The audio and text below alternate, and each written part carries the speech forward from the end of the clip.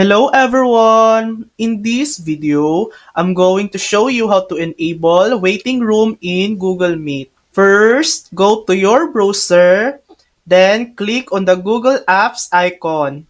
Find Google Meet and click it to open. Click New Meeting and click Start an Instant Meeting. Once you're in the meeting, click the shield icon in the bottom right corner. Look for the section called Meeting Access Type. Select Trusted as the access type.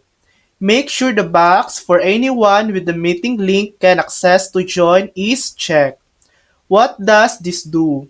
This setting creates a waiting room, so anyone who has the meeting link will need your approval before entering, unless they were directly invited with a Google account. This gives you more control over who can join your meeting.